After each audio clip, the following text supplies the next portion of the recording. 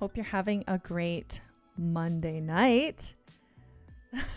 We're going to be painting birds in color today.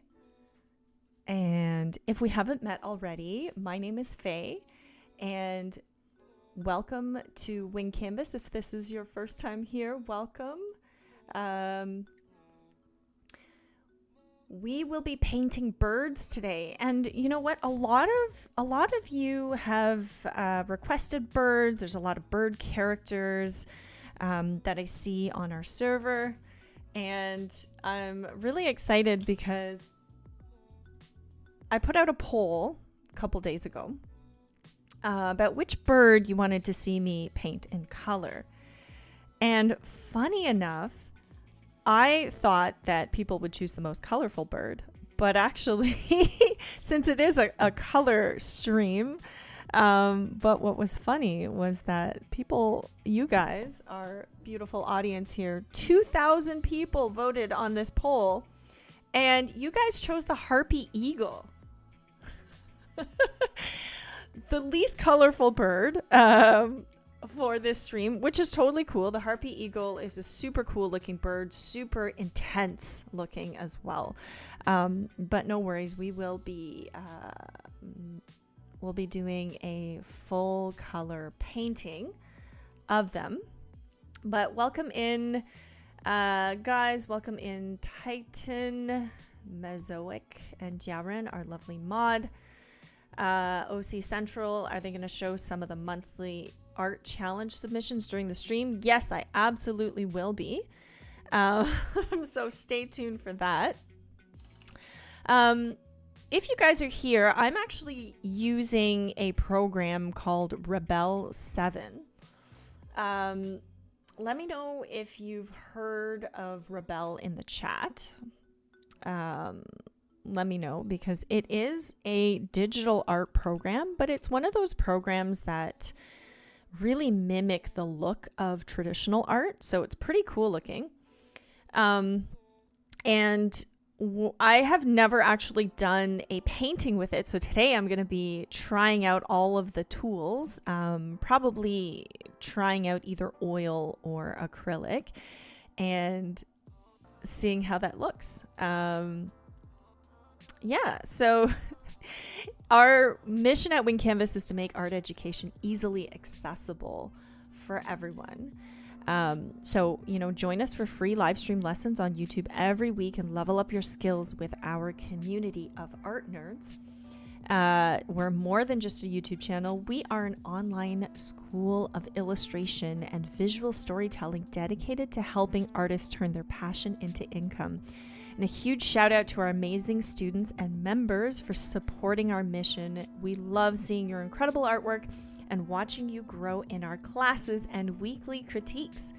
So if you want to dive deeper, be sure to join our Discord to access streams, to access stream notes and demos, exclusive artwork, art challenges, and more free resources to help you improve. If you didn't know, our team lives on Discord. So come and connect with fellow art nerds and get inspired.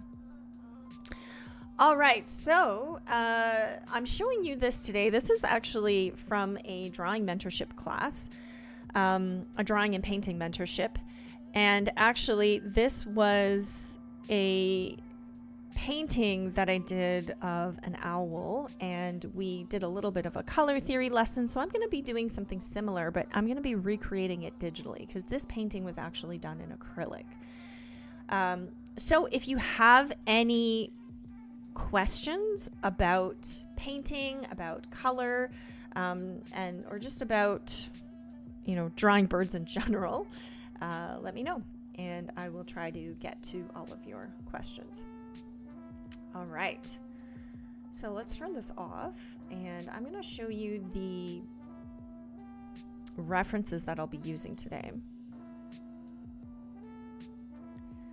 So these are two of the references. So I have a color wheel here, and I have the actual bird that we're going to be drawing today. Hey, Meatloaf, it's not an owl.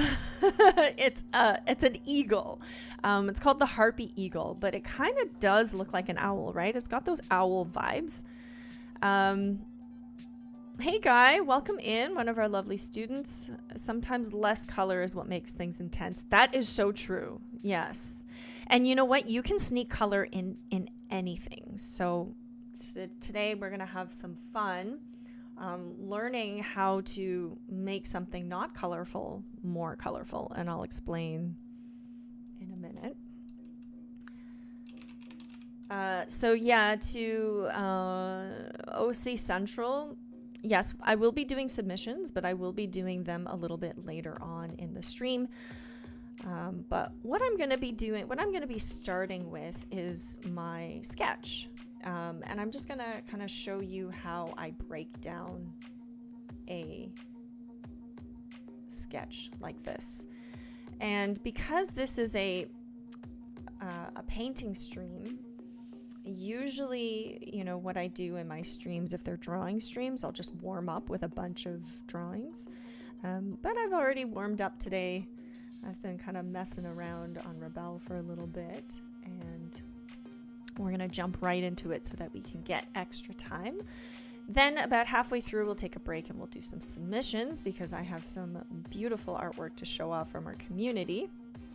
But for now, just going to be doing some drawing. So I invite you to draw along with me.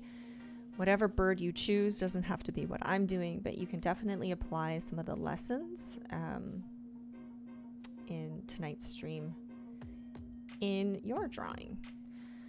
So you can see like the way I start most of my drawings is with really simple shapes. And with this harpy eagle, like, you can just ask yourself, what are the most obvious shapes, right? What are the most obvious shapes that you see for the head? Do I see a circle or a square? I kind of see like a rounded square, but I feel like a square is a lot more dramatic. So that's kind of what I went with there. A lot of these like decisions that I make when I paint a lot of them are very intuitive, but a lot of them are also very intentional, right? Like, if something could be a triangular, or it could be a triangle, but it also could be a circle, right? Then you really have to think about like the shape language or the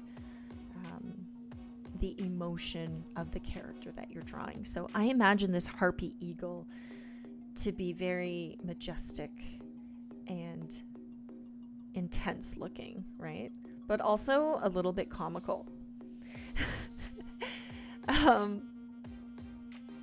Cold lavender and beige, totally see that.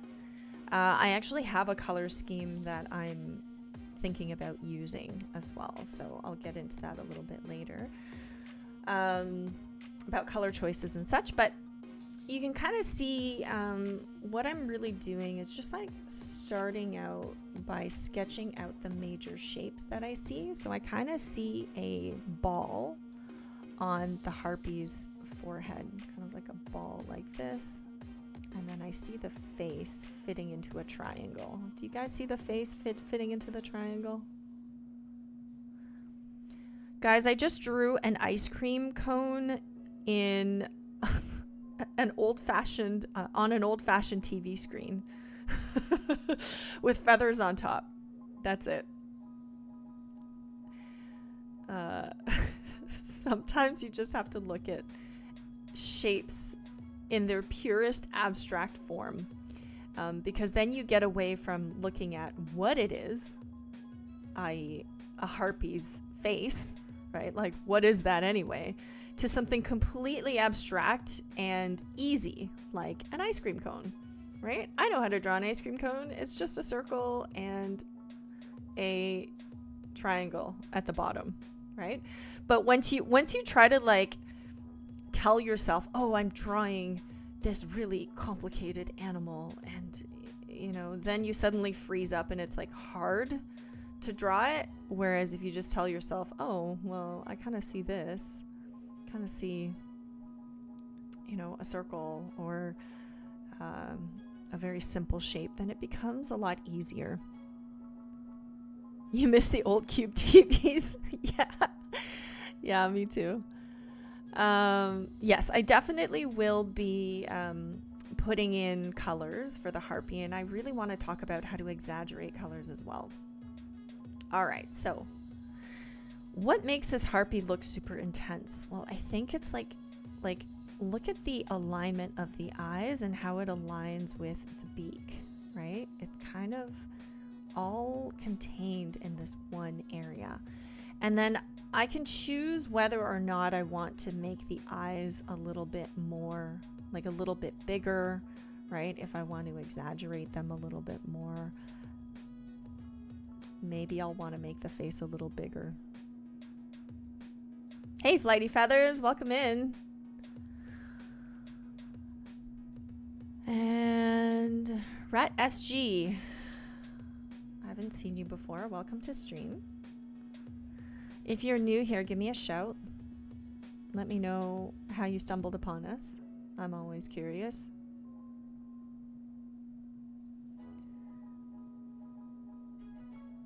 All right, so just kind of working on the initial sketch here. I kind of want a very kind of comical character.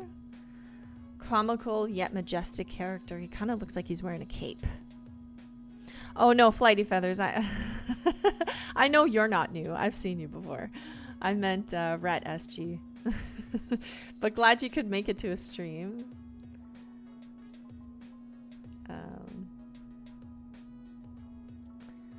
All right. YouTube suggestion. Great. Well, welcome in. I hope you are looking for birds and bird tutorials and just happen to be in the right place at the right time. It's funny how YouTube knows exactly what we're searching for. Okay. So let's just look at the feathers for a second, because the feathers are feathers, just like hair, right? Feathers have a direction of growth. So if you look at the feathers, let's zoom in here on the face of the bird. Okay, so if we look at the feathers, you're gonna see that they all kind of go in one direction, or in different directions. So let's say this is the head of the bird here, right? Here's the ice cream cone. Okay. Now the feathers on the top are going this way. And Flighty Feathers, this is a good stream for you, I guess. Because we're talking about feathers. You can kind of see like how they grow, right? Like which direction they face. And this is important because just like hair, right? There is a direction of growth. And if you get that wrong, it can look really weird, and sometimes you're not sure why, right? Why does something look weird? And we're going to be shading in this direction. Okay, so we're going to shade in this direction, because if you follow the direction of the form, it almost always turns out better than if you ignored that and just kind of drew each individual feather, right? Because sometimes you don't even need to draw individual feathers. All you need to do is suggest instead.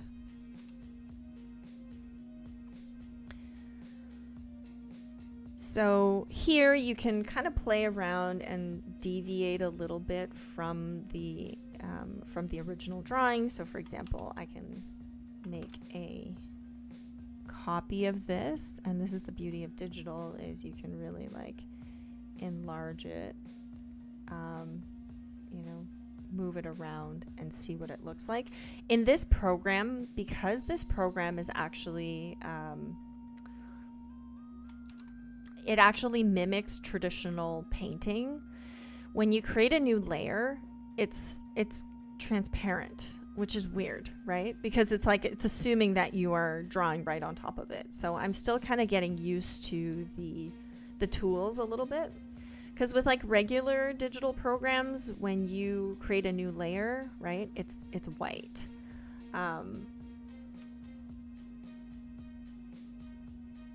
But with this one, it is not. So I would have to like fill the background with white in order to move it around.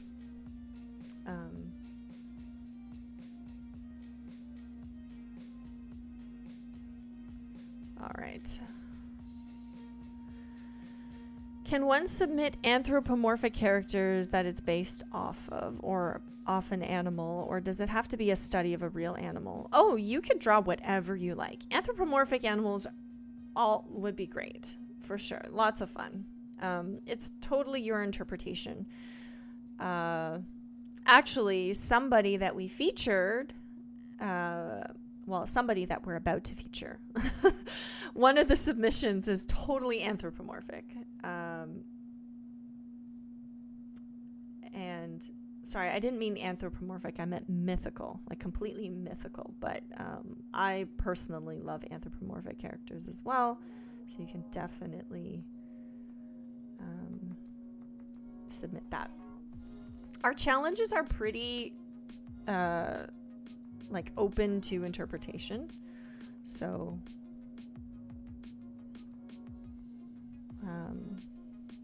no, they don't have to be realistic.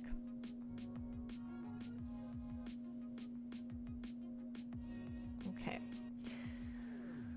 So typically when I'm painting, I don't like to overdraw. I don't like to overdraw because I find that when I overdraw, I don't want to paint on top of it. Right? But with digital, I can kind of paint underneath my sketch. So I can keep that drawing layer and kind of keep it all together, which is nice. If I was drawing this traditionally, it would be a lot different. So what I'm going to do now is I'm going to choose my color palette. So I have a color wheel here, and you can kind of see that the color in the image is very limited. So instead of doing like a green background and a gray bird and, blue or like black wings, like if I had to ask you, what color is this bird? If you saw this bird at a zoo, right? What would you say the colors are? Let's eyedropper it and actually see what the colors are. So the actual colors.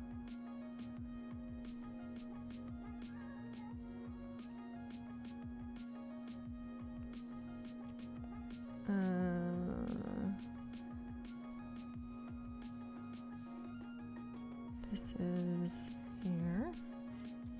Oh, I used a watercolor brush the last time, but this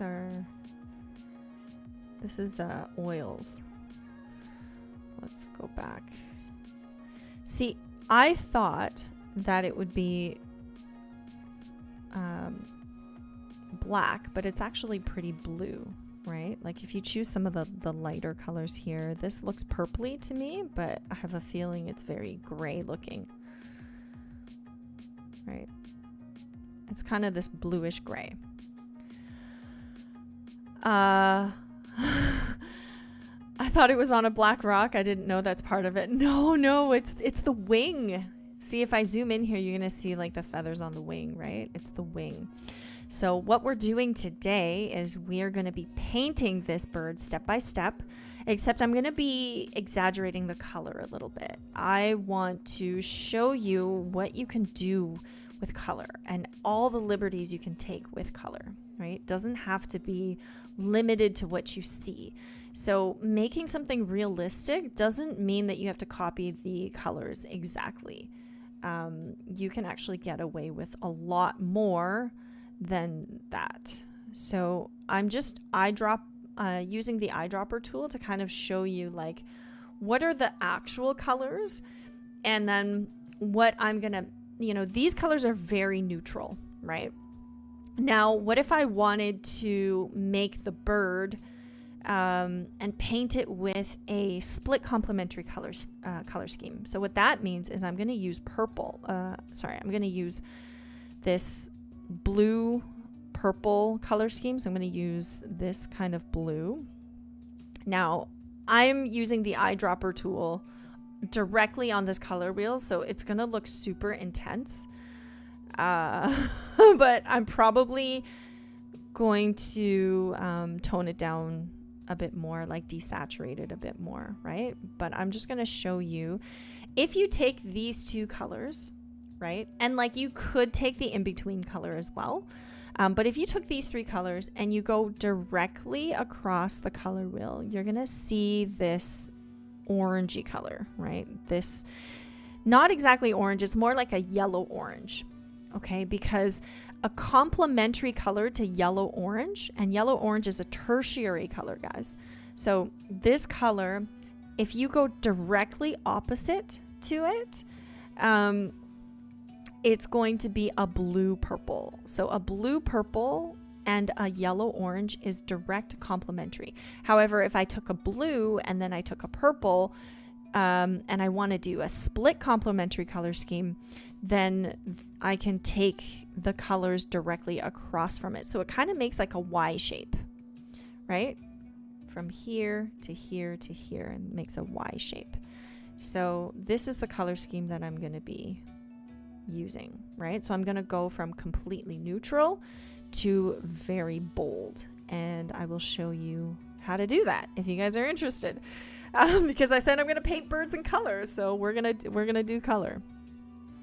All right, just catching up with chat here. The replay will be up, so if you want to watch the replay, it will be up a little bit later.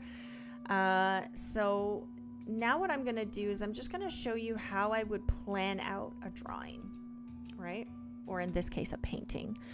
So let's say that I wanted to use this type of color scheme. So let's say I wanted to use this this orange color, right, to do the background.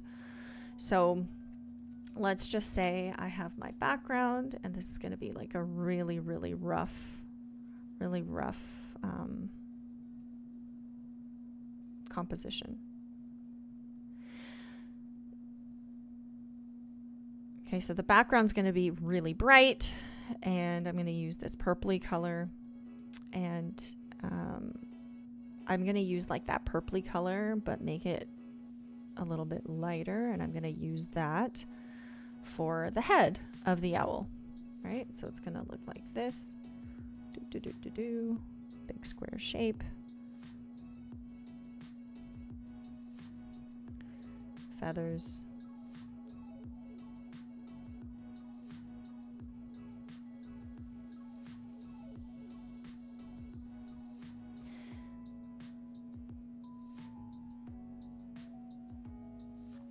And then I'm going to use this dark blue here. So I'm going to take directly from here and make it a little bit darker. So the hue stays the same. It's just the values that are changing.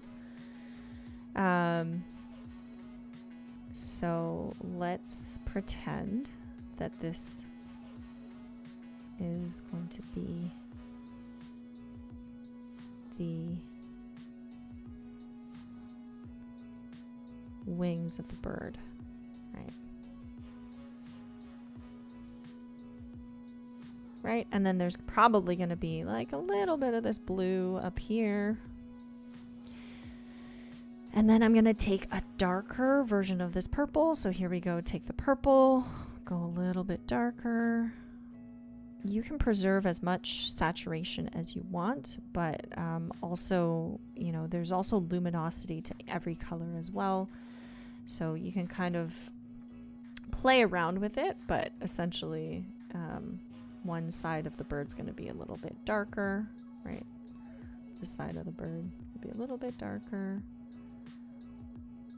And then I'm going to take this blue, go back to this blue.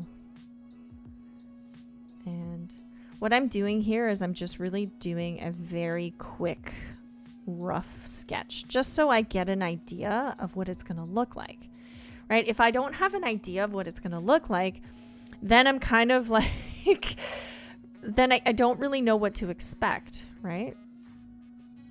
So let's say I make the eyes really black and I use a little bit of this orange, but make it a little bit darker because like a dark version of orange is brown. And then just like put in some highlights so I kind of know what it's going to look like. Right? It's kind of an interesting looking, very interesting looking color combination. So you can do this with a lot of different, on a lot of different applications, right? And it's easy enough because I did this in like a few minutes, right? It's easy enough to do quickly. And I think a lot of people don't do this enough. Let me know in the chat if you ever do color thumbnails for yourself.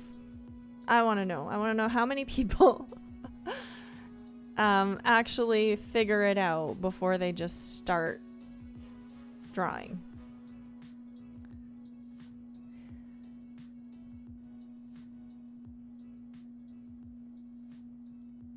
Color thumbnails, you do it, but you just wing it. Yeah.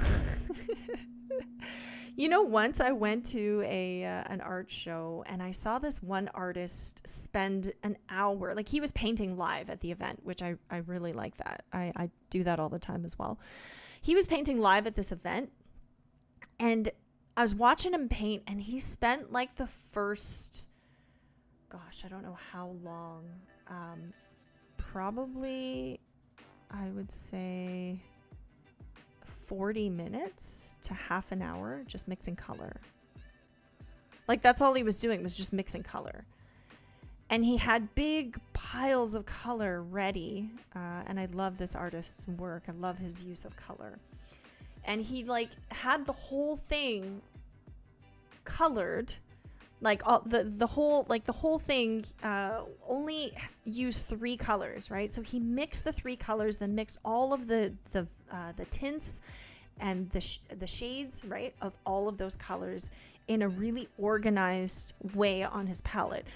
And then he just smashed out the painting in like 40 minutes. Like he spent 40 minutes mixing the color, and then it went super quickly and I've never seen an artist plan something out in such an efficient way. I was so impressed at his work because, you know, every artist has a different method, right? And we all paint very differently. And watching somebody else paint, you're just like, I could do it like that. I never thought of that. Like, I never really thought I could do it that way, right?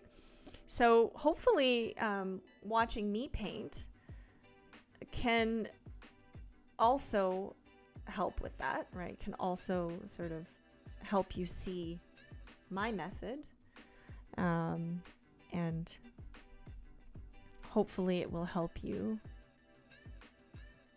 see that there is a different way to do it.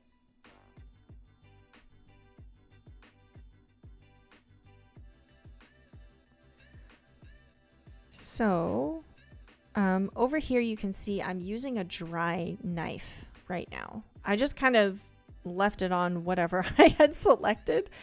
So down here with the brushes, you can see I am using a oil brush. And these are all of the different types of brushes. So I'm using, this is an oil and acrylic. This is an express oils. I don't know what the difference is between these two. Just gonna try it out. But I'm gonna try, let's test out these brushes here. Ooh, that's a thick and hairy brush. That's kind of cool. Like if you zoom in on the texture, guys, check that out. This looks like real oil paint. Isn't that cool looking? So cool looking. Okay, what does the fat bristle? Oh. Okay, I don't like that one. I like the thick and hairy. How about a filbert? Okay. Okay, slightly less texture. And then we got grunge. What does the grunge look like? Grunge 4. Okay. This I feel like I have to press a lot harder. So I really like the texture of this brush though. Holy smokes, I like it. Really like the thick and hairy. What was the other one I tried? Oh, there's rake and dabber. Oh, and metallic. That's cool. Okay. So I'm just going to stick to a flat brush for now, and then I will use the textured brushes a little bit later. But first thing I'm going to do is just fill in these feathers. And I hope you can see the size of brush I'm using. Like, I'm going really big.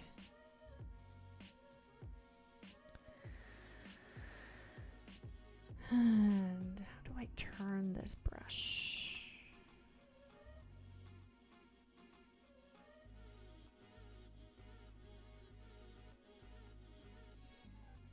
Let's see. The first thing I'm going to do is just color everything in.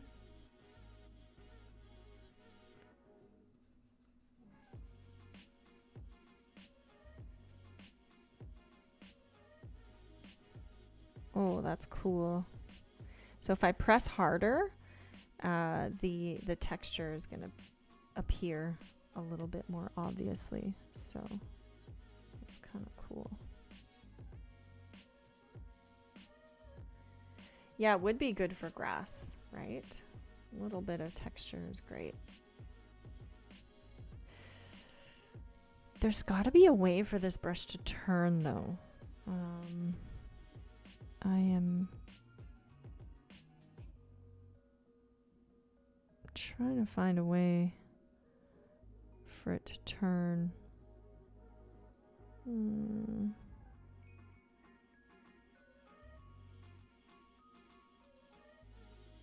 What is loading?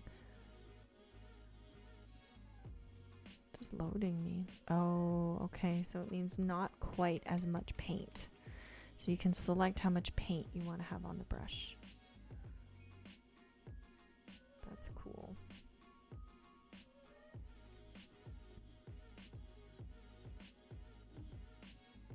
So I think I'm just going to use a filbert for now. It's a little bit easier to maneuver. But with a lot of these, like, a lot of people, Titan, you said you're overwhelmed with the amount of brushes that are offered. I totally hear you. I get a lot of questions where it's like, which brush should I use? I want to use exactly the brush that you used. And I'm like, guys, like, it doesn't really matter. You can do a lot with just one brush. It's not about the brush. It really isn't. It's about your edges. It's about your values. And it's really, it's about your values, your shapes, your edges. Brushes, when I say edges, it means like, does your brush have a soft edge? Does it have a hard edge, right? That's really more important than exactly the type of brush you're using, because you can do a lot with very little. And when I'm painting, if any of you have actually seen me paint traditionally, I usually just use one or two brushes. Like, I don't usually use a lot of brushes. Even in digital, like, I'll just do the whole painting with one or two brushes. If I am using more brushes, it's because I haven't found the right one, or I'm just kind of experimenting, right? So definitely the brushes are a lot less important than we think.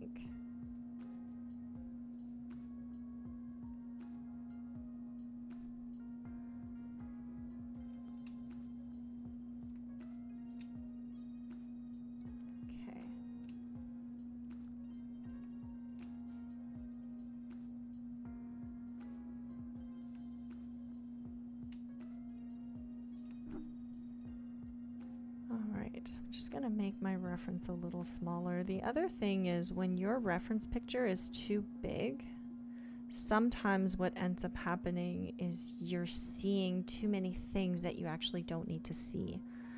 Let me know if that's ever happened to you, where you're like getting really into the details, right? Whereas you should be really focusing on the big picture.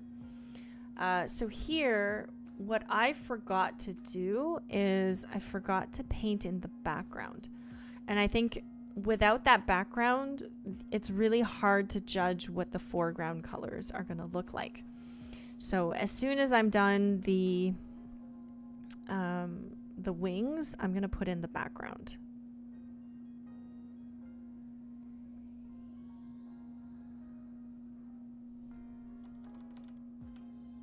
So a filbert brush is round at the top and flat at the bottom. And it's one of my favorite brushes for painting portraits, for painting people. And that's why I kind of chose it, because I'm curious to see whether or not it has the same type of effect. Now, because I'm painting digitally, I'm kind of painting as if I was drawing in if I was painting in acrylic, which is to paint one flat area first and then figure out the stuff on top. If I was painting in oils, like traditional oils, I would use more variety, because, you know, it dries so quickly. Like acrylics dry really quickly, but oils take a very long time to dry. So if you don't get the right color, you could be smudging colors for a very long time, right? Which isn't ideal. Okay, so I'm going to create a new layer, which I'm going to call the background. And I will be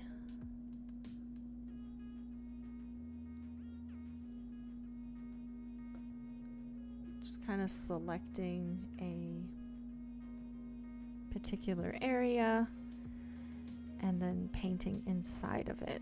So I'm going to choose this color here and go nice and big.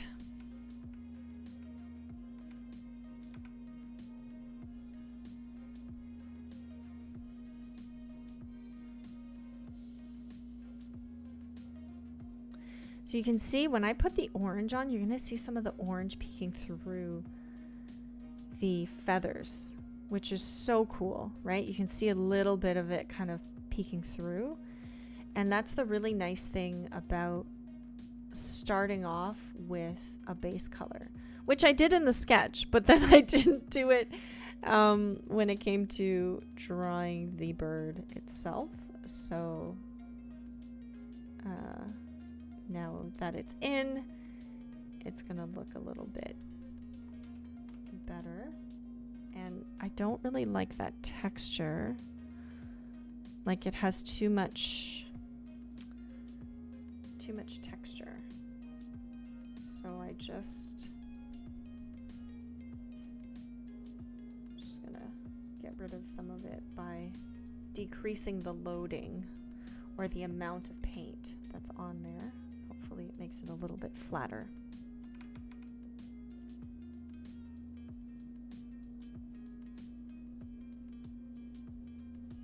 The other thing that I really like to do in paintings like this is I like to make each corner of the background a little bit different. So it's really easy to start with one color, but what I like to do is I like to, you know, shift my colors a little bit. So maybe get a little bit lighter here in this corner. And the reason I like that is because I like the variation. So I really like, let me turn off this sketch layer. I really like the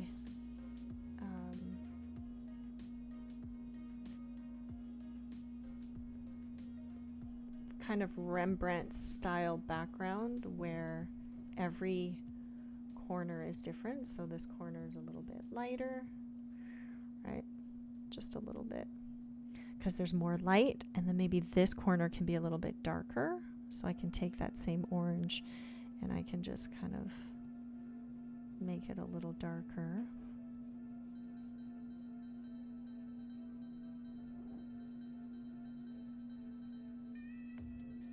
I love how it preserves my brush strokes, but I'm kind of like, I just want the brush strokes gone. I don't want it to be too distracting.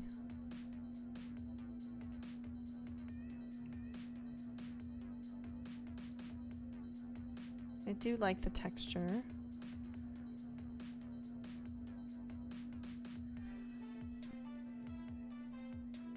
But I wonder if I can blend it. Let's see. Paint and blend. Oh, yeah. There we go.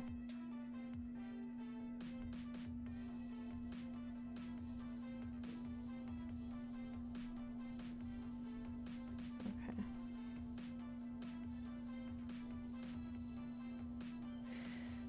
Funny enough, this would be a lot faster if I was actually using traditional paint.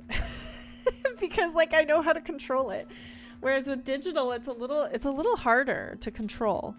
And now it's looking a little bit dirty at the bottom, so I'm gonna go back and just shift the hue a little bit so it's kind of less dirty and kind of more golden.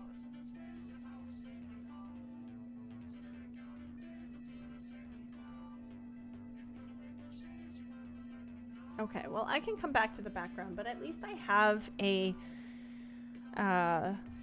base, right? I can kind of see what I'm doing now. And I can always come back to it.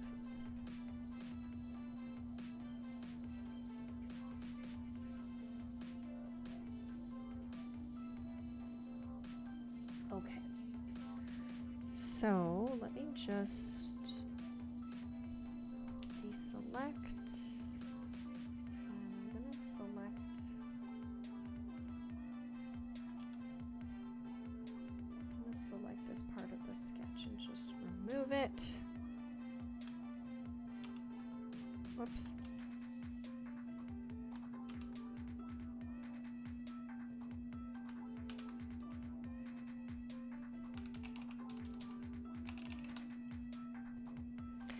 My air conditioner is on really loudly. Can you guys hear it?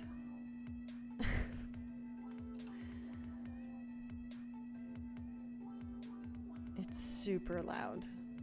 I think it's on its last legs.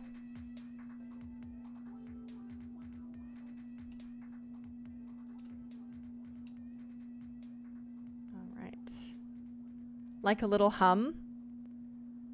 Yeah, you can hear it. Okay, I can also put a noise. I did put a noise filter on my mic, but then it made me sound really flat, so then I just took it off.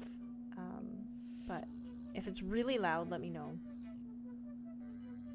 and I will adjust it. It's like my computer fan and my air conditioner, so it's just getting a little out of hand.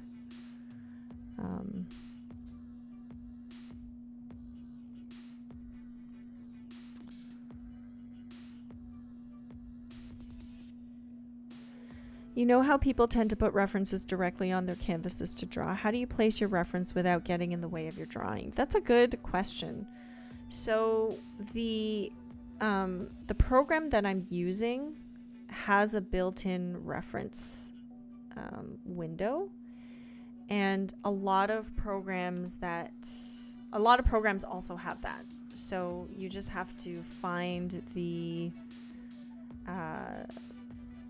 you have to just like find and see if your program has something like this. So this is a reference. What is it called? It's called a reference window. So this is here, I can kind of turn off and on the images. I can also project the images onto the canvas and even turn it into a grayscale image, which is really, really cool. I can show the image on the canvas like this, like woohoo! You can see a little ghost image here. So it allows you a lot of resources, which is great. So I am using Rebelle 7 Pro. I am not sure what program you're using, but you can kind of play around and see how to do it. Okay, so once I have the local color laid in, now what I'm gonna do is start to put in some values. So a good way to do this is just to turn the reference picture into black and white, right? Once you turn the picture into black and white, then you can kind of use whatever colors you want and be able to like get away with so much, right? So if you're not looking at the reference for color and you're just looking at the references for values, then it becomes really cool because you know, you're really just you can make up whatever colors you want, right? So if I want the tip of his cape, I'm going to call it a cape, to be blue, then I can do just that. And I need to find my thick and hairy brush and start to put in some of the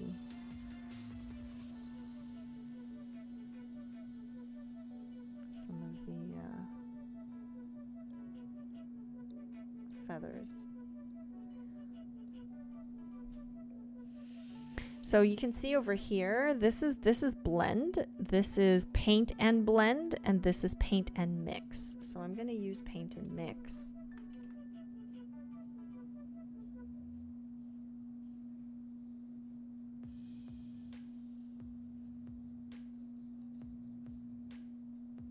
And I have the loading on like 100, which is too much. I still want some of that texture, but maybe not so much of it.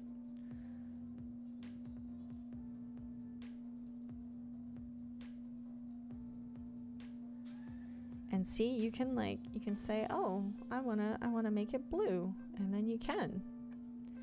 You don't have to ask for permission, you can just do it. As long as the values stay correct, then you can really have a lot of leeway with color.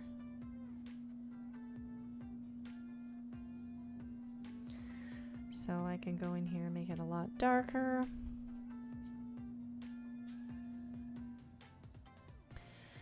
Titan asks, do you prefer traditional or digital? And why? I definitely prefer traditional. Why? Because I have a tangible, sellable piece at the very end that I can, I don't know. I just like having something tangible at the end. Digital is great for illustration, right? Like if you're going to be creating an image that's only going to be printed, then you don't have to scan everything, right? I used to have to, I started making art before digital art really existed. I'm dating myself here, but some of you guys are like born with digital art at your fingertips, right? But with me, I didn't have that. So I learned art mostly traditionally, and then was able to adapt it, right, for digital purposes. And if you know how to paint traditionally, then digital is pretty easy to learn. There's a little bit of a learning curve that you would need, but these skills, like whether it's traditional or digital, they directly translate, right? So that's the nice part. So if you don't do a lot of traditional, or you don't do a lot of digital, you can. There's nothing that's really getting in the way except just practice and trial and error, right? Like just getting some bad drawings out of the way so that you can focus on creating really good stuff. And sort of not being afraid to fail is also really important, because if you're always concerned about doing it wrong, then if you're not like at least a little bit uncomfortable, then you're not really challenging yourself enough, right? Like growth comes with discomfort.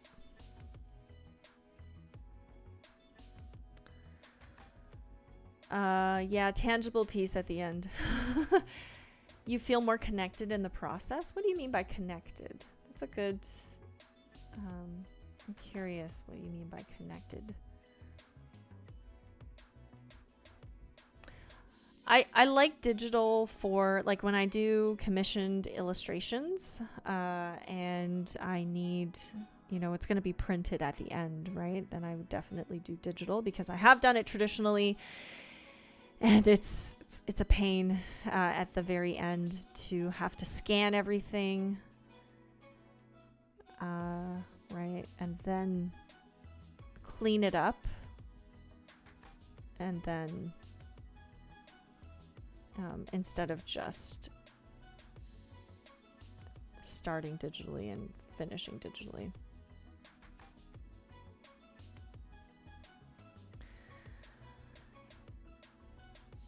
Hey, Secrio, welcome in, one of our lovely students. I hope I said that right. I don't think I've ever called you by your screen name. Welcome in. Glad you could join. One of our lovely students. You prefer digital because you don't have to clean up. Yep. That's definitely a perk of digital. But I love traditional because you can create without electricity. How's that? You don't even need power.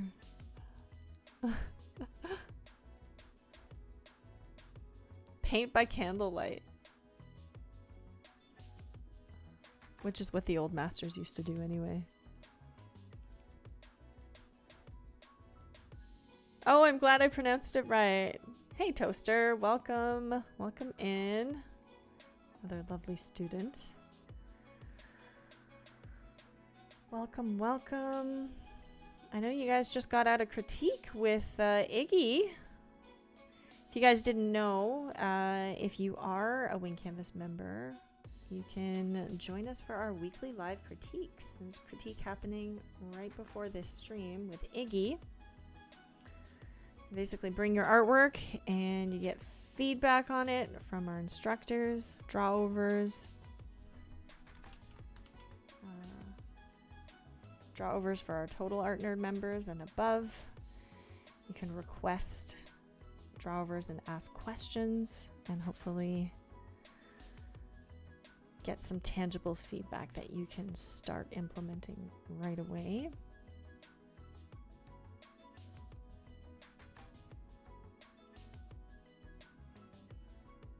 All right, so I love being able to incorporate the background color, right? Just a little bit of that reflection in the eyes of the animal makes it look really cool. So I kind of jump around when I work because I like to visualize what the big picture would look like. So that's why I kind of jump around and try to do it quickly with a big brush so that I'm not overworking things, because it is completely possible to overwork a painting.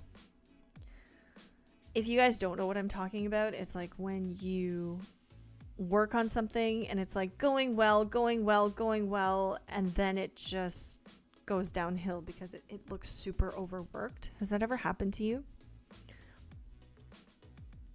Let me know if it has happened to you, because it's happened to me multiple times. Very possible to overwork a painting, whether it's digitally or traditionally. Have you ever wondered, like gone to a museum and been like, how did that artist make this painting look so effortless? Like, it just looks like they picked up a brush and every stroke they put down, nothing was wasted. It was just like all done in the right place, and it just looks so effortless, right? Effortless is what I like to go for in all of my paintings. I'm like, how do I make it look more effortless, more confident, right? Less overworked.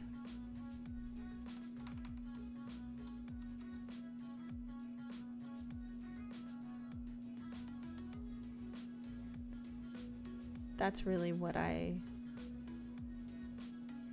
set my intention to be. Try setting an intention. Speaking of intentions, try setting an intention for yourself when you are painting. Let me know if you've ever done that. Darren says, I like mimicking the underpainting, peeking through the traditional paintings. Yeah, totally like that same kind of vibe. And I love how you can see some of that orange, and I want to be able to preserve some of it. Hello, the chaotic cat. Welcome in. Varun Sharma, I do that a lot. Okay, cool. Yeah, I like setting an intention before I make any painting. So when I'm painting with you guys on stream, my intention is to finish the stream, have some fun, not take myself too seriously, and not be too upset if it doesn't turn out well, because sometimes it doesn't. And you have to be okay with that, right? Especially if you're live like me. Whoa, that was not what I expected. Let's see here. Flat loading. I wanted some of this orange to peek through, but I don't think I'm using the right brush. Let's do round soft. Yeah, that's better. So can you see how there's some of this orange that's sort of peeking through, right? Like right here, there's some of that background color. Now, if this was oils, I would have just left it. But because this is digital, I can kind of paint on top of it and get some of that back. But I really like the orange glow. It adds a little bit of drama to the piece.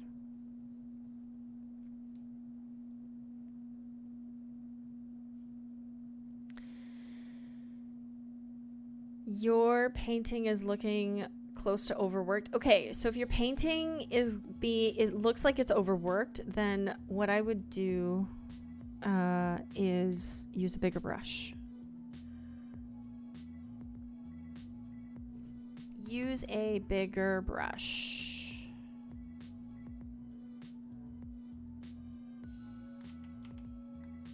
That is not the right brush. See, with oils, I don't need all of these different brushes. I could just, like, I would just be able to do it all with one brush. With digital, it's a lot harder to recreate, right? So that's why there's so many of these different brushes, but they're not doing what I want. It's not doing what I want it to do. Let's try flat oily. No. Okay. I think I know what I need to do. So choose kind of like these in-between colors. So if I choose this purple, you can see this color changing as I shift towards the orange. So that's the in-between color. It's kind of like a purpley orange. I can't just paint on top of it directly with that color. I have to choose a different color to choose the in-between color. So it almost gives it this like pinkish kind of tone. Right.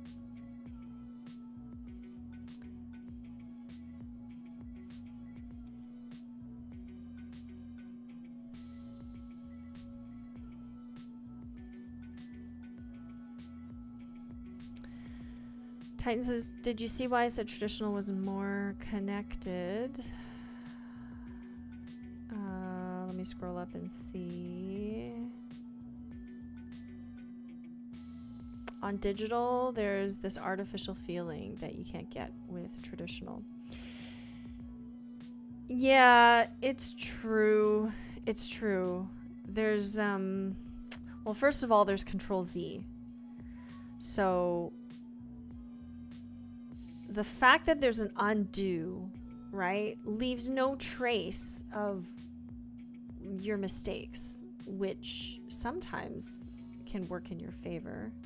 And sometimes they just kind of like erase the history, so to speak, right, of the painting and the process of it. So yeah, I hear you.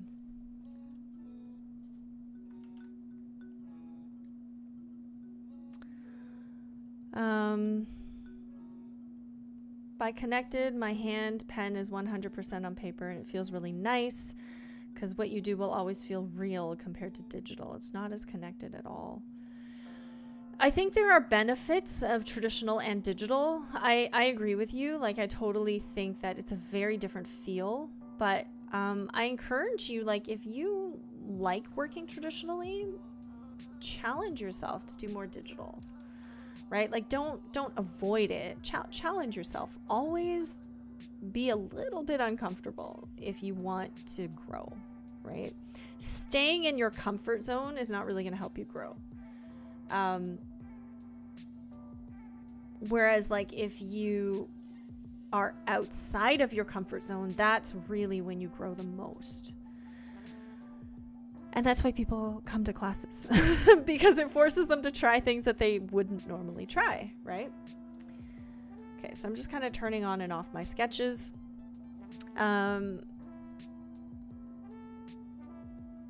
Yeah, the B, welcome in. Yeah, the head is just a fluffy square. You guys, like, literally chose the easiest bird for me to paint. I'm not complaining, but it is pretty easy. It's like, I guess I could have complicated it by, you know, looking for too much detail, I suppose. But where's my filbert here? Oh, that's not what I want.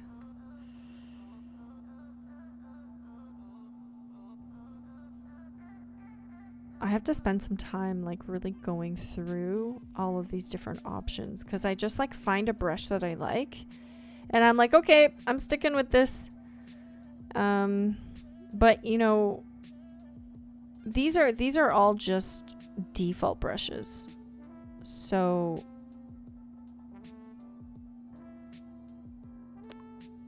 I think that if I spent some more time, I might be able to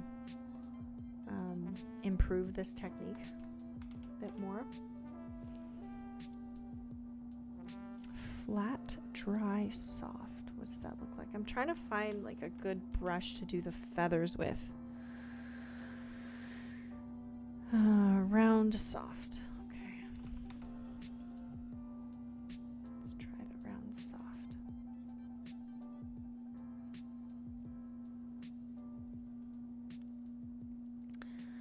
I know, right? The shoe bill should have won, but it had such a good expression.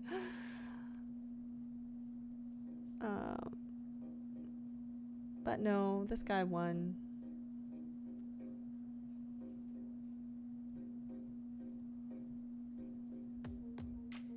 Speaking of traditional and digital, Wing Canvas is actually, we are working on starting a traditional channel.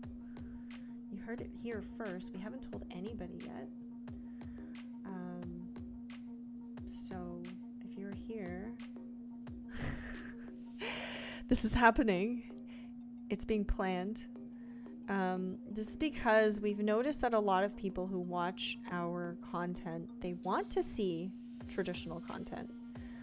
But every time we publish a traditional video, the algorithm is like, oh no, people here like digital art. So our videos don't do very well. Like our traditional videos don't do very well, even though people in our audience say they want them. So yeah, be on the lookout for that. We are working on that. Not leaking of information, yeah.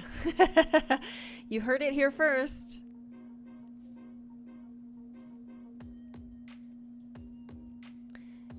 It just means that we get to do more traditional streams for y'all. But seriously though, if you're an artist starting out for the first time, you can really use whatever medium you want. Like the first medium I ever used was probably pencil, and then the first paint medium I used was oils. And usually that's not the case. Like usually people will use gouache or watercolor as their first medium. A lot of people nowadays use acrylic as their first medium. But it doesn't really matter what you start with. Maybe for like nostalgia, right? It matters, but really it doesn't matter because everything can be, like all these skills are translatable. All of them. So if you spend years painting in oils, like don't fret. Everything that you learned through painting is going to translate digitally. It's going to be a little bit awkward to kind of learn the new tools and the shortcuts, and it's still awkward for me because I've used so many different digital programs that all of the shortcuts are different, and I have to like relearn everything, but like you eventually pick it up and just like keep going.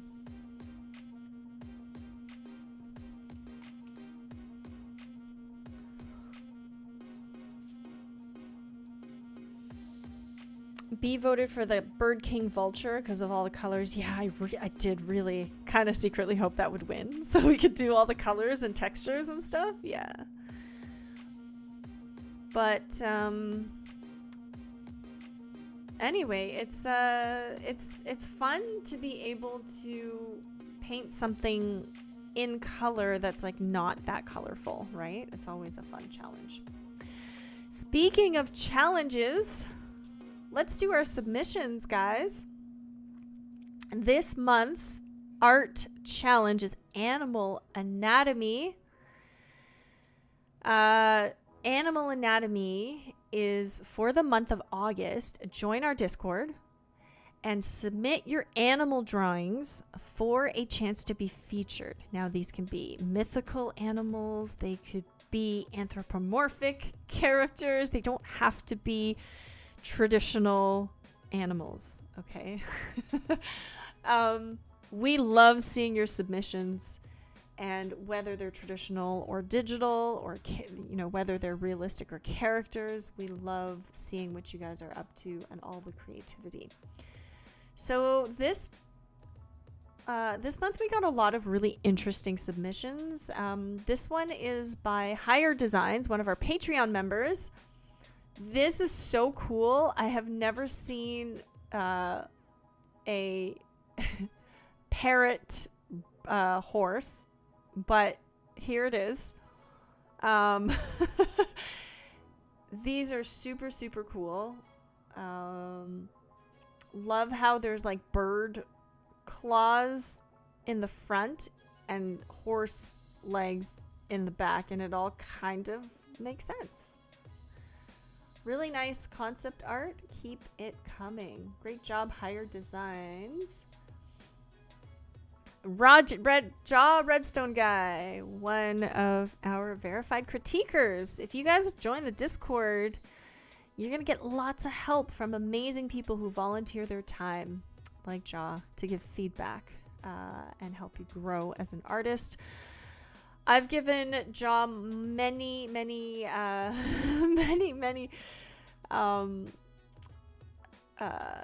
feedback rounds. Not for this drawing, but I've seen you get so good at your animal drawings, and I think that, like, I just love seeing how far you've come, especially with colored pencil.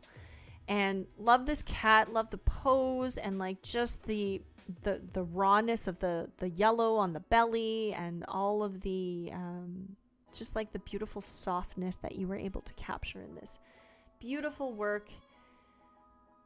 Love seeing your pet portraits. Hope you get a few commissions out of them soon.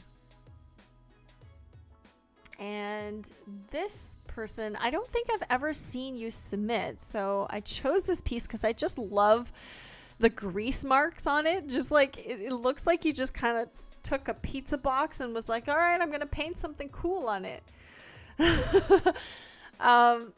It's just like super cool because it just feel like the painting's really good, and it just feels like I just love the environment. It almost feels like this crow is like, you know, on top of this box, on top of this, you know, greasy junk food. I don't know. I just really like it. So I don't know if you did it on a pizza box, or if those grease marks are real, or if if it's paint. But I thought that was a nice surprise and a nice touch. So thank you, Bake Neko. Did I say that right? Or Bakeneko? Don't know how to pronounce it, but cool stuff. Don't forget to submit your artwork to the monthly challenge. You can join our Discord in the link below. Darren's probably going to put it in the chat. But yeah, if you join our Discord, you can get featured for our monthly challenge on stream. Okay, guys, let's keep going. The first 80% of the painting takes just as long as the last 20%. So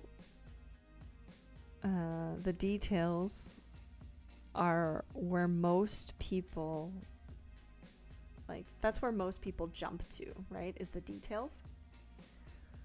And sometimes that actually makes your process even longer. So what I did here was I just did the alpha lock, the lock transparency, so that I can't paint outside of the lines. And then I'm just gonna try some different brushes to see if I can capture this texture. So some of it is going to, like the soft ones, just kind of pick up the texture underneath. So I think I'm gonna have to go back to the flat hairy.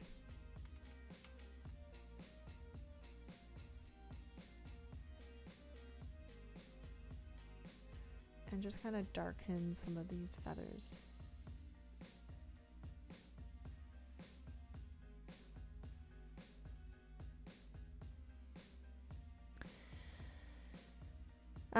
Jermina, hey Faye, how will you know when your painting is done? Like, how would you know when your drawing is done? Good question. No drawing or painting is ever finished. It just stops in interesting places. That was a quote by a designer. I can't remember who it's from, but I agree. I think it's just kind of like when you feel good about it and you are or either that or you run out of time. If you run out of time, then like, right, it's done. So for example, when I do plein air painting, like when I paint on location, I really don't have that much time, right? So once it's done, it's done. Versus when I have a stream, at the end of the 2 hours, wherever the painting is, it's done, right? I don't really have too much of a choice. It's like it's done when the stream ends. So I kind of like that though, because I think being on a time crunch actually helps me. It helps me, you know, not overwork it So I guess that works to my benefit.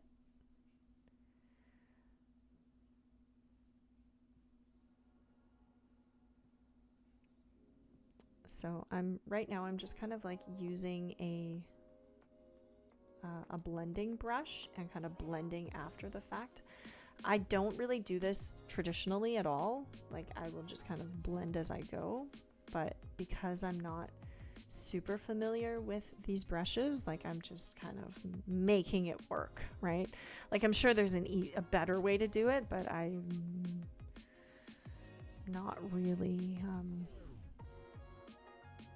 I don't have the time to play around. I haven't used this program for that long, so part of it is just really playing around and right, seeing how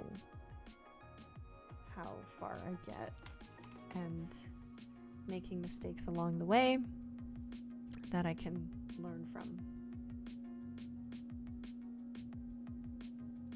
I think that's huge, like being able to learn from your mistakes and allowing yourself to make mistakes. Because if you don't allow yourself to make mistakes, then how are you going to learn from it, right? You can't possibly protect yourself from everything. Art can sometimes just be a disaster, and you can still have a great time, right? Like I think the best thing you can do is just kind of allow yourself to fail, but then, you know, tell yourself, okay, as long as I learn from it and have a great time, who cares? But a lot of people I find are very afraid to fail. Like they're just like, oh my gosh, I don't want to keep going because I'm gonna ruin it. And it's like, so what? Ruin it and then make it better. Fix it. Right? Like ruin it and fix it. There, you've learned how to fix your painting. Especially with digital, like you can save different versions of it, but people are so precious with their work, and it's like, it's sometimes I find that can be paralyzing, right? Like if every piece you did, you want it to be perfect, well, good luck with that. Good, you know, like, that was a very long-winded answer, but you get some sort of, projects are just abandoned. Sometimes projects just get abandoned, and that's okay. Sometimes, you know, you end up really not liking what you've made, and that's okay. That's also normal. But I have a lot of pieces too, like I'll admit, that aren't abandoned. They're just like I don't know what I'm going to do with this. I'm going to just work on something else and I'll come back to it. I will finish it someday. So, you know, there's definitely been some projects that are sitting on my shelf or have been sitting there for a few years.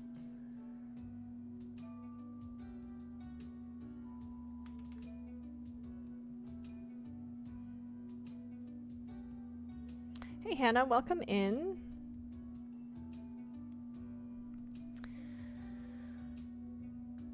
Paul Gardner, that's it. Thanks, Yaron, for looking that up. Yeah, painting is never finished. It simply stops in interesting places. Because you could pick at a painting forever, right? OC Central, can we name the bird Jerome? I'm kind of getting Jerome vibes from this bird. Okay. Sure, I have no issues with you naming the bird. Jerome. Okay. Jerome vibes. I don't see that, but okay, cool. I like giving him a name.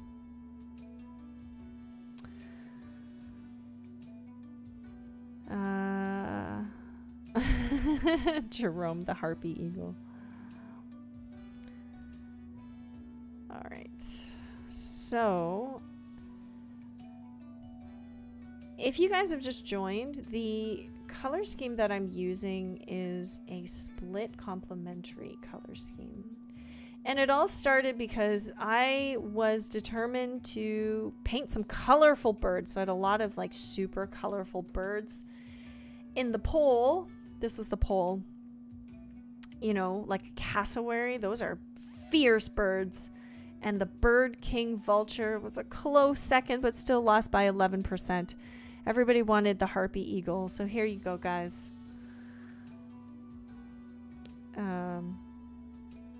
We're gonna add color to it no matter what, right?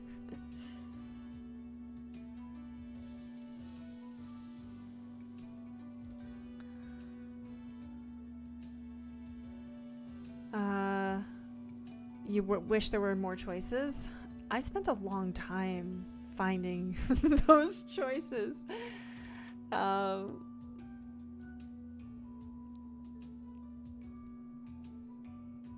try to not put things I don't want to do in the poll, because I did that once and then I was like, oh man, you guys voted for the tiger. I don't want to draw a tiger. But then I was like, well, I put it in the poll, so now I have to draw this tiger.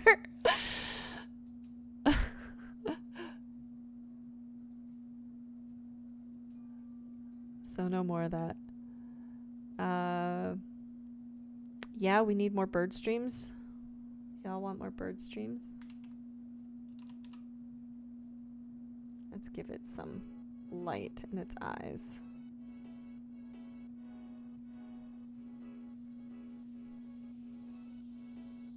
I kind of want to give it this like mischievous smile, like just this like, I know you don't see it in the reference, but I want to give this bird a bit more character.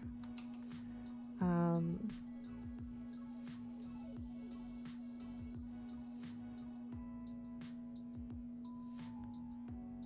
I'm gonna make Jerome a little bit,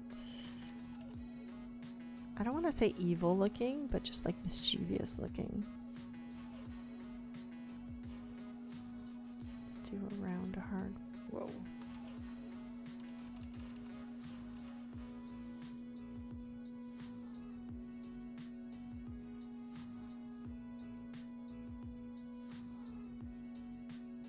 Oh, that's what was messing me up. It was like the sketch that was on top of this. Okay. Sketch can turn off now.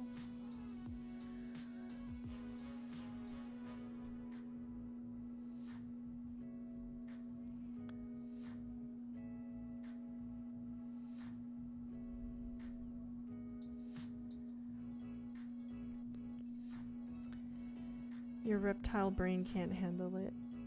Hey, Fallamon. Lots of L's. Yeah, it's a harpy eagle. Yep. We are painting this character today. And I want to give him a little bit more character. And I'm painting in Rebelle if you just joined us.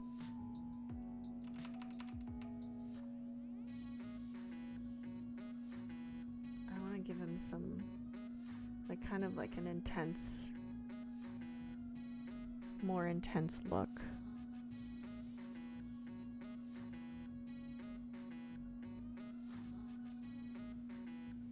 Like he's unimpressed and questioning.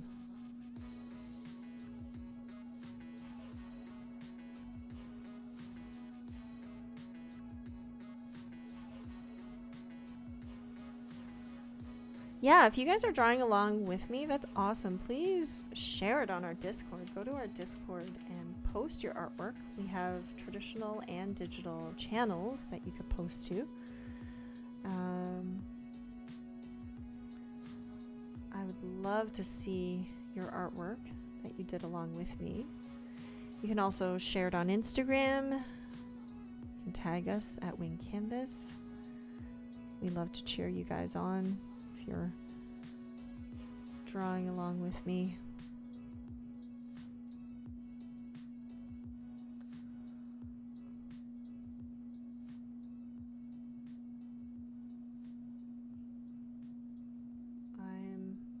I want to give this bird more of a concerned look. Like, not concerned, but like a bit more character. So I'm just kind of experimenting with giving them eyebrows. I guess feather brows.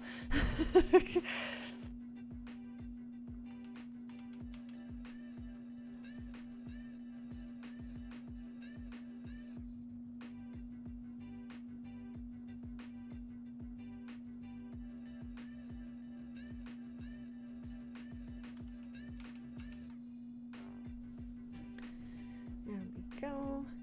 The other cool thing about having a background is that I'm going to go back to the background and I want to put some more texture and some more, not texture, I want to put some more contrast in my piece. So that's kind of why I have like a darker orange and a lighter orange.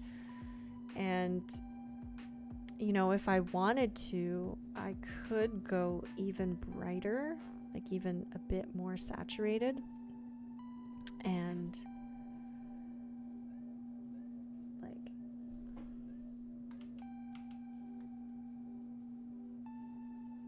you know, just like add a little bit of this.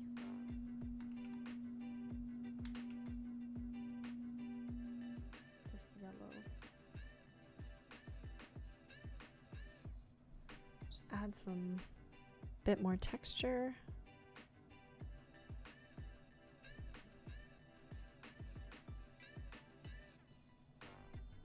Just kind of like make it kind of dramatic.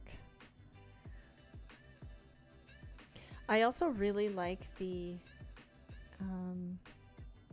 loose impressionistic styles of painting. So I like having the background be a little bit looser so that I can be more playful with the colors that I choose, and it can have a little bit more visual interest, right? So for example, if I took that yellow and kind of put some of it in interesting places here, kind of like it's kind of peeking through.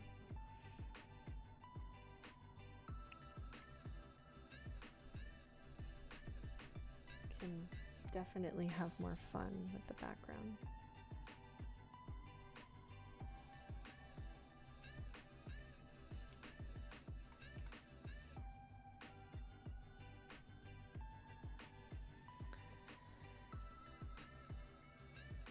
Okay, so now I'm going to focus more on the wing.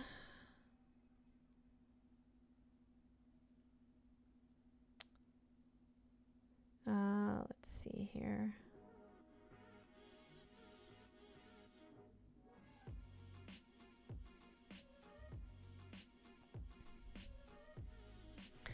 So what programs or mediums are you guys using? Let me know if you're drawing along with me in the chat. I would love to know what you're using.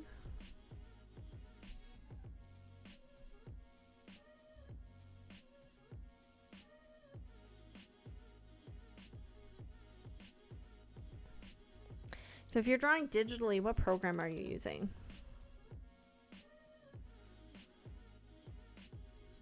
Whoops, did that on the wrong layer.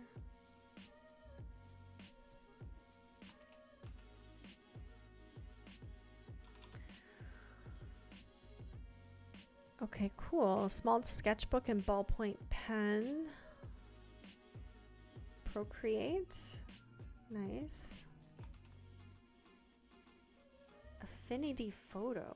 Cool. I've never heard of that program before.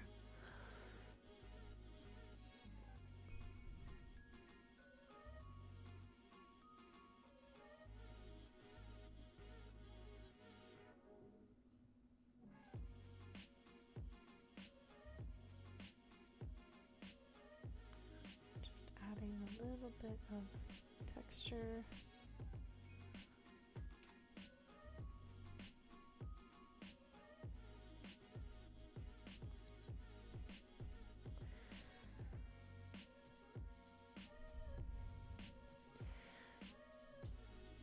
Bird E Dragon, you're sketching with lots of markers and pencils. Awesome. Cool. And Krita. I love Krita. It's such a great program that's absolutely free. It's amazing. But yeah, it does have a bit of a learning curve. And yeah, we do have lots of Krita tutorials. So hopefully that can help.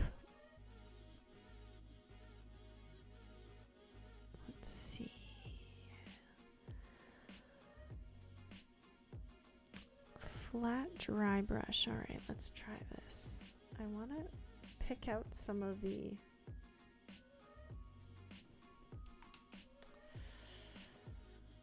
feather texture. And I'm kind of like, okay, how do I, well, that's not what I want to do. There we go. I noticed that some of these brushes, like some of them are kind of awkward because they don't turn the way I would turn a normal oil painting brush. So some of them get a little bit weird.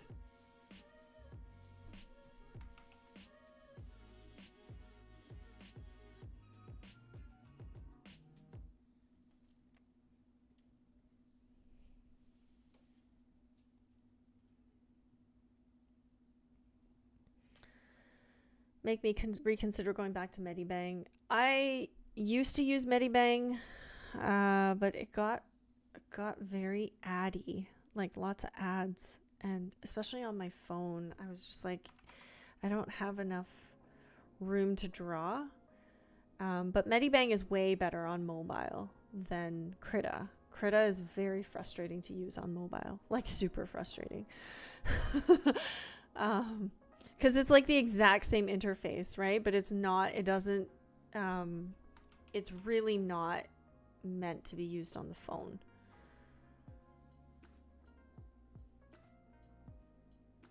Does Procreate work on iPad, on iPhones? Like, can you use it on your phone as well, or is it mostly just for iPads? I'm curious. Because we also recently tried out Clip Studio Paint on the iPad and made a video about it. So you could give that a try too. There's like a 3-month free pass that you could get from us if you're interested in trying out Clip Studio Paint on iPad.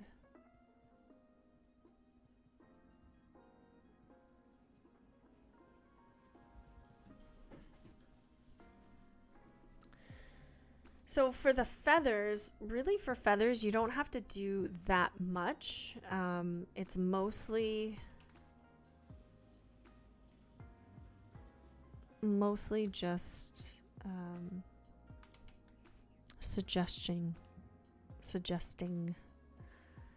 right? Being able to suggest stuff is actually way better than painting every single feather, because that's gonna take forever.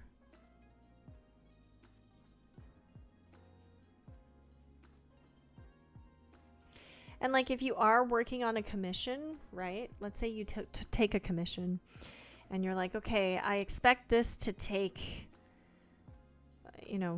10 hours to complete. I expect this to take 10 hours. Okay, well then really take 10 hours. Like set a timer and set a timer for 8 hours because, you know, you're going to spend 2 hours tweaking it. Or maybe like, you know, 1 hour tweaking it and then 1 hour going back and forth talking with your client, right? It really comes down to budgeting your time if you want to be profitable with your commissions. So when you say, how long is this going to take me? Well, it takes me 2 hours. And it's going to be what it's going to be. Like,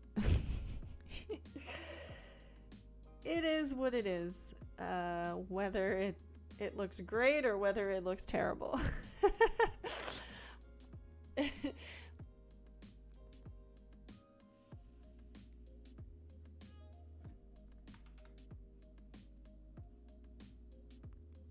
Okay. So just like how I snuck some of the orange into the purple, I'm going to sneak some of that purple into the blue. And I think that's going to look really cool. So I just have to make sure that the purple that I sneak in is not too light. It's got to be the same value as that blue, right?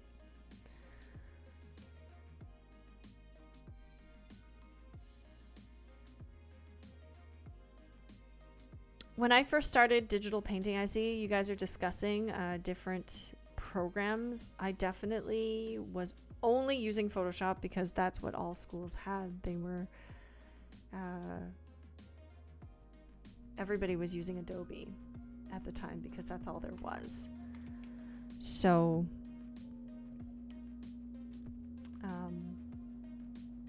oh, I like that. That's cool. Okay, so I'm gonna bring it. I don't want it to have too much texture, but I really like this texture. Let's see if I can find a color in between. So here's what I'll do. I will blend this color. So I'm going to blend it in with that blue. Blend it. And then I'm going to choose that in-between color. So this color, which is a blend of the blue and the purple. And then I can start to add in the texture of the feathers.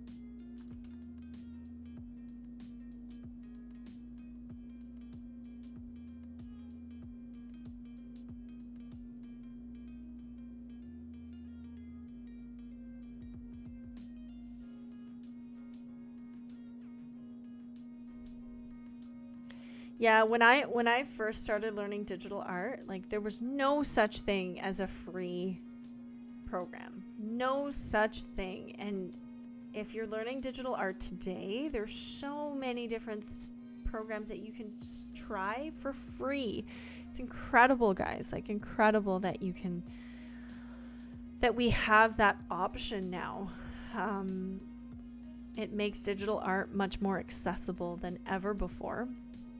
So there's really no excuses not to try it, really.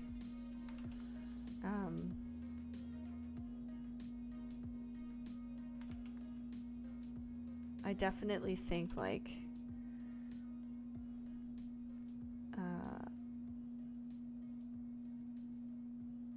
you should at least try one of them.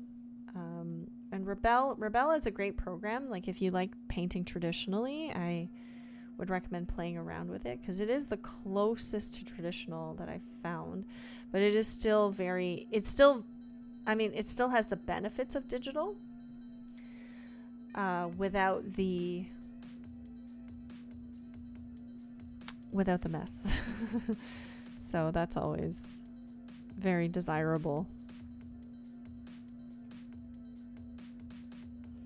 But, you know, I can't do, like, I'm trying to paint as if I'm painting in oils, and it's really hard to do because, like, I might have to resort to selecting and painting inside that selection to get that texture that I want because it's just not working. So let's say that I do something like this.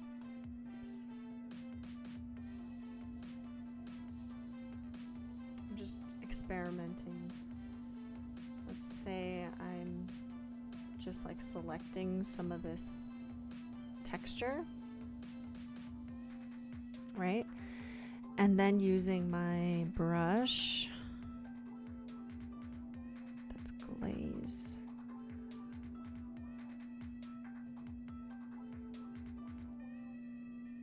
Let's go back to the hairy.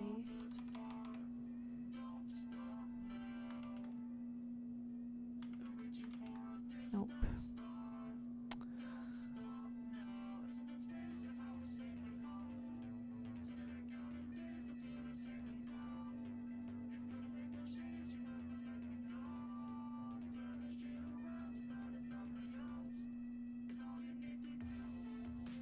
I just want some of that bottom to show through.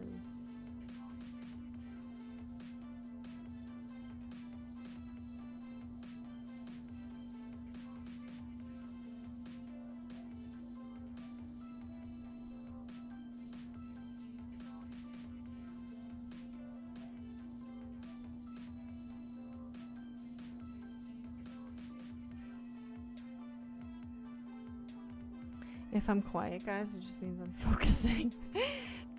I'm like realizing that the clock is ticking and trying my best to focus a little more. Okay, so there's a little bit of softness going on, but for these feathers, I find it really difficult to like paint them without having like a I'm having trouble getting that edge that I really want. So I'm really just faking it by making a selection, and just adding a little bit of lightness to that edge.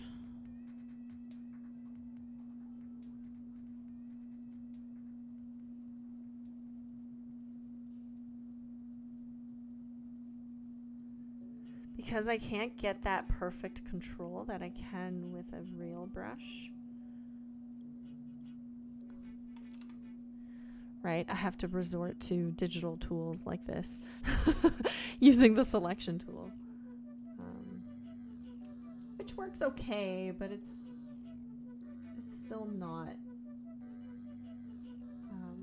it's not the same.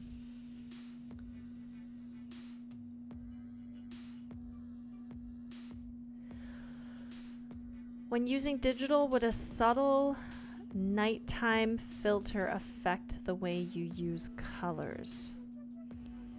A subtle nighttime filter effect.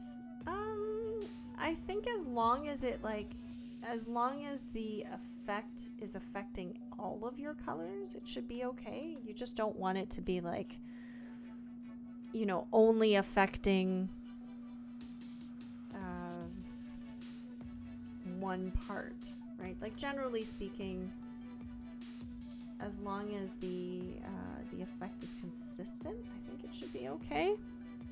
It will definitely affect your colors, but as long as you're not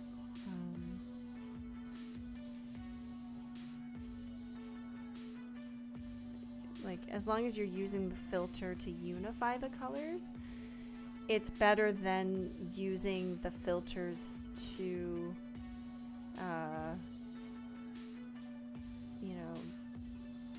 to add effects because you don't like the color, or because you're doing something that doesn't look good, so you smack a bunch of filters on them. Like, that is not what you want to do. Right? Like, filters don't solve your problems. They just can help you unify things. They're very good for unifying colors. Hey Moonlight, welcome in.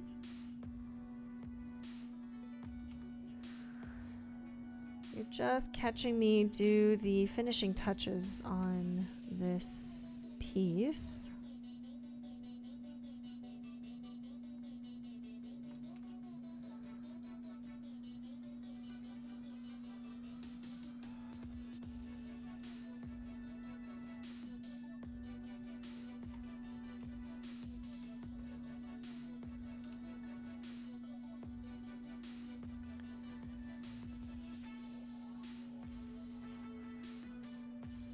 feathers are proving to be really hard, and I'm not really liking this, so I'm going to take this dark blue color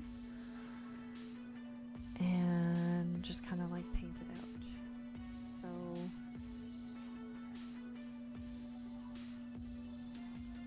kind of like getting rid of it and going a little darker.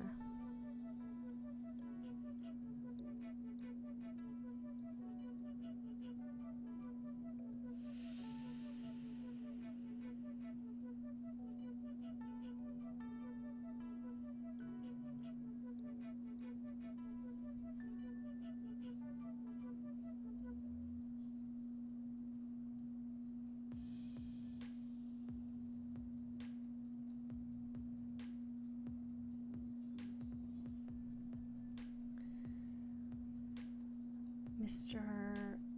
Harpy Eagle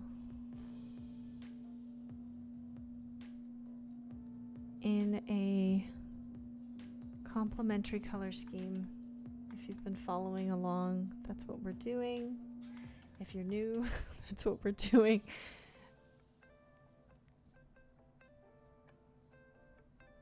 I feel like I put too much detail in the feathers, and I don't like it anymore. So now I have to figure out how to fix it.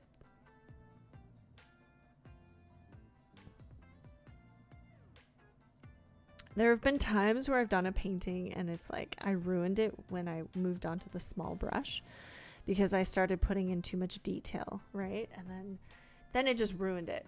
So then I just took a big brush because I got so frustrated. I just took a big brush and I was like, I just simplified it by using that big brush. Just like went over it and removed all the detail.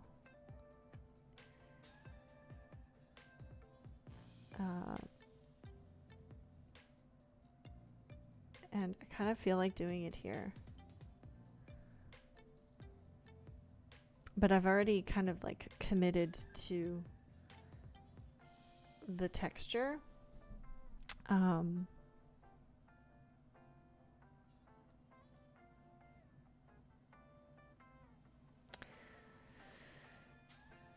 trying to think how I want to fix it. How am I going to fix it in this amount of time?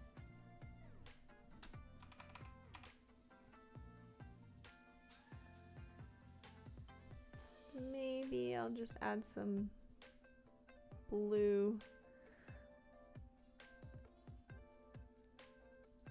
just to the edges of these colorful ones. And I'm going to add a little bit of that back to this color here, but I'm going to make it like much darker, almost like a brown color. And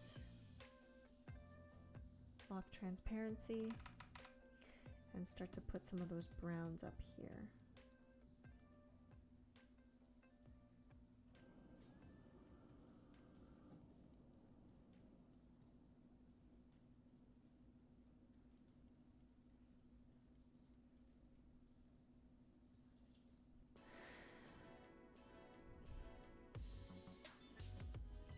Blend.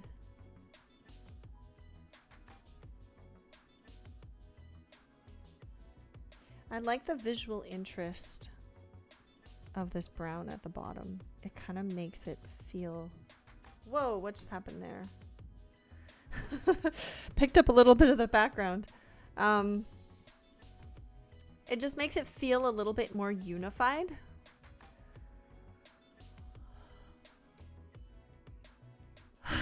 Join Josh in not finishing it on time. It's gonna be finished, guys, wherever it is. I've decided, I'm not gonna keep working on this because usually when I do, nobody notices it anyway.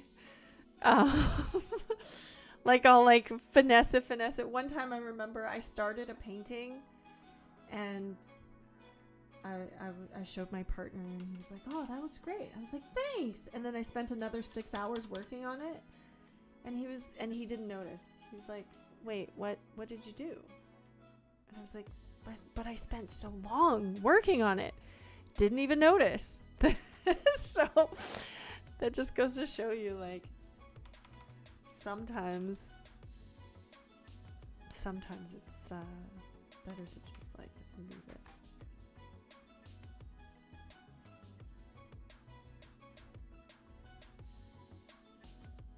And I'm going to simplify this hump, make him a little bit more dramatic.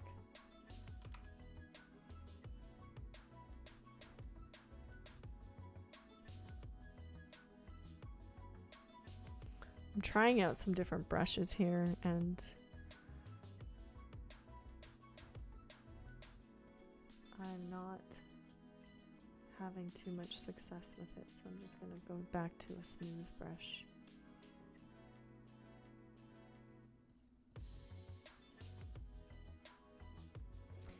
How do you choose your background color? Jermina, you were not, I don't know if you were here in the beginning, but if you want to go back and replay it, I do a short explanation on how I chose the colors. It's a little bit of color theory, but I'm using a split complementary color scheme. So I actually did some sketches. So here are the color swatches. So these colors up here, let me just turn off the background. These colors here are colors from the actual Harpy reference. These colors here are the colors that I chose, and this was a split complementary color scheme. Let me just add that to the notes. Split complementary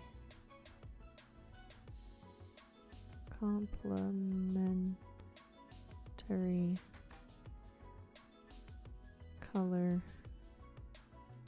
scheme. Split complementary color scheme.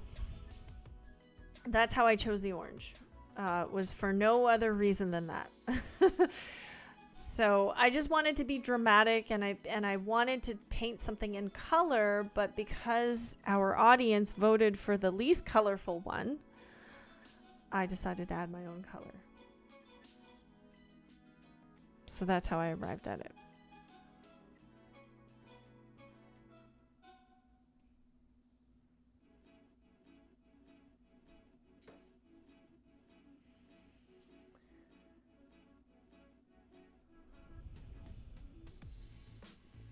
I was like, well, I'm just gonna choose my own colors, whatever I want.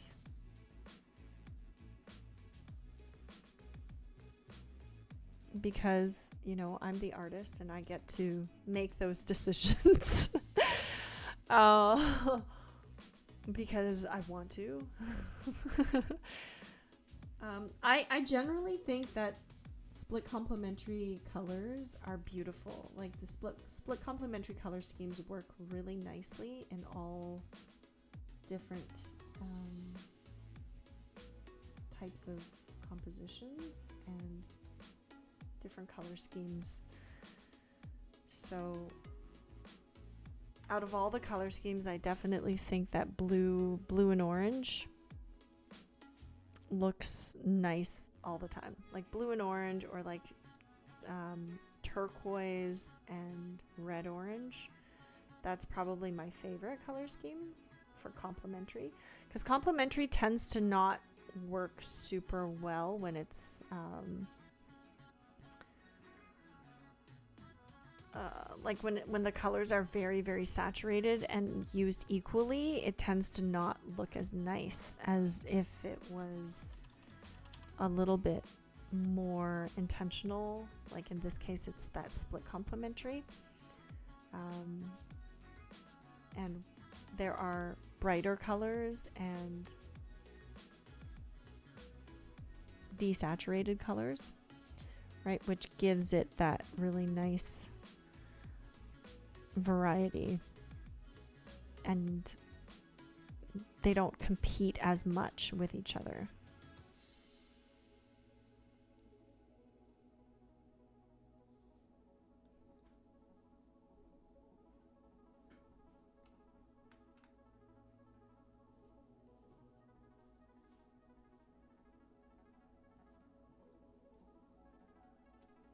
So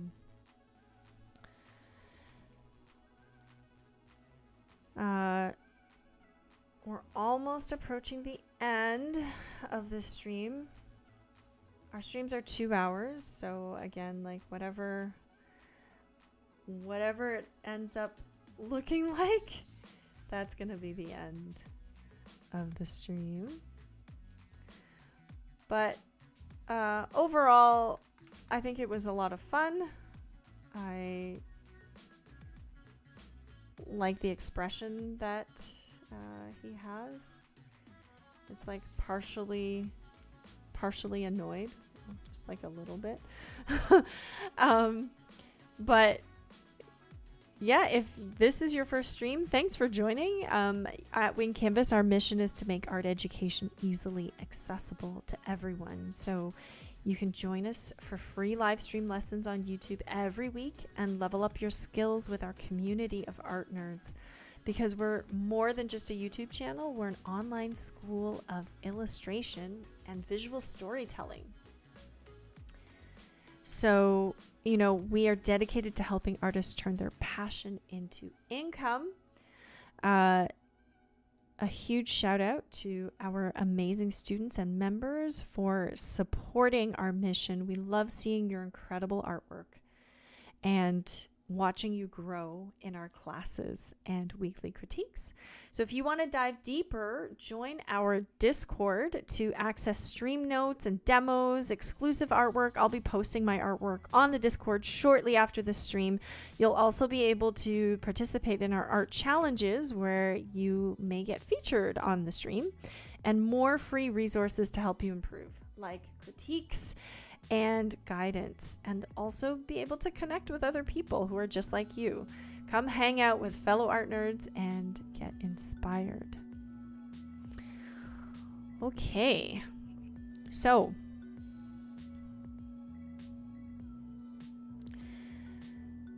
let's see. Next Monday, Josh is going to be doing an art study on K-pop demon hunters. It's going to be super fun.